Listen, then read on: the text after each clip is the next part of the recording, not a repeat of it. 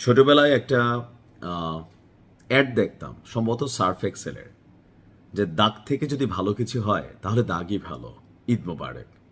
দেশে বিদেশে যে যেখান থেকে আমার এই নিউজটি দেখছেন, প্রত্যেকের জন্য পবিত্র ঈদ উল ফিতরের শুভেচ্ছা এবং ভালোবাসা।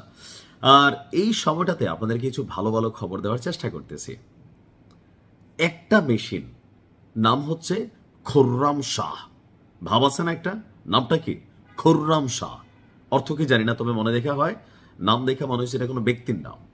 তো দাগটা হচ্ছে, আমি গতকালকে বলছিলাম যে সর্বোচ্চ নিরাপত্তা কর্মকর্তা ডাক্তার আলী লারিজানি, তিনি গত পরশুদিন শাহাদাত বরণ করেছেন। এবং কি, যেই কয়জন আইকনিক খেলোয়াড় ধরা হয় আজকের ইরানকে তৈরি করার জন্য, এর মধ্যে ডাক্তার আলী লারিজানি অন্যতম একজন ব্যক্তিত্ব।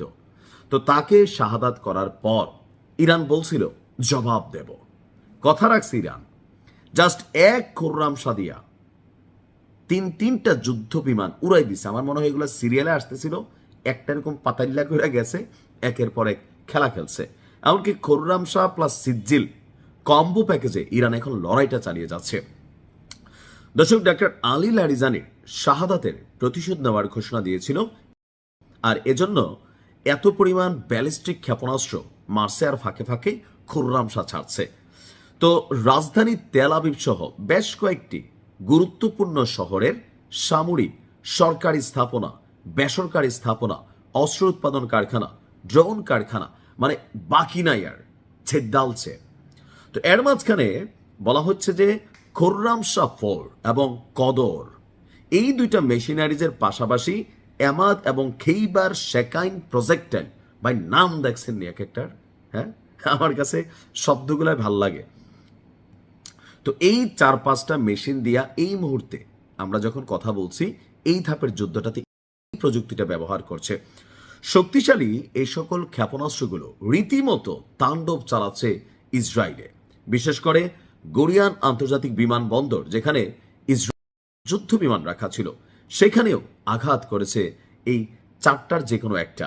তবে এখানে সবচেয়ে বেশি অগ্রগামী হচ্ছে খোররাম শাহ। কর্তৃপক্ষ বলছে তেল আবিবের কাছে বেন গুরিয়ান আন্তর্জাতিক বিমানবন্দরে আঘাতে 3টি বিমান, যুদ্ধ বিমান মারাত্মকভাবে জয় বাংলা হয়ে গেছে।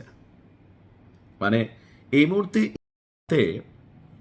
আপনার যে মেশিনারিজগুলো আছে আর ইসরায়েলের কাছে যে আকাশ প্রতিরক্ষা সিস্টেম আছে, এগুলা কিন্তু ধোপে টিকতেছে না। প্রথম দিকে একটু টিকছিল, অনেকে মনে করেন যে তাহলে যুদ্ধটা কিভাবে হচ্ছে, এভাবেই হচ্ছে, খেলা হচ্ছে, কিন্তু সেই লেভেলে হয়তো আমি আপনি দূর থেকে এতটা বুঝতেছি না, কিন্তু খেলা খেলতেছে। ইরানের যেই অবস্থান, আমার কাছে মনে হয় যে ইরান ঝুঁকবে না। এমনকি এই লড়াইয়ের জন্য তারা সর্বোচ্চ এফোর্ট দিচ্ছে। তাদের সামরিক বাহিনী, সমুদ্রে কৌশলগত অবস্থান, আন্তর্জাতিকভাবে মিত্রদের চাপ বা প্লাস একটা অবস্থান নেওয়া, জাতিসংঘে তাদের পক্ষে অবস্থান নেওয়া, এবং বিশ্বব্যাপী সর্বোপরি মার্কিন যুক্তরাষ্ট্রের জনগণও এই যুদ্ধটা চাচ্ছে না।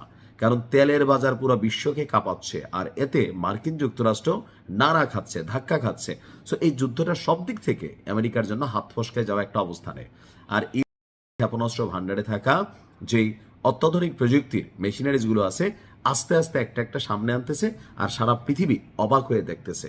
আরো অনেক কিছু আছে, খেলা হবে। ভালো থাকুন।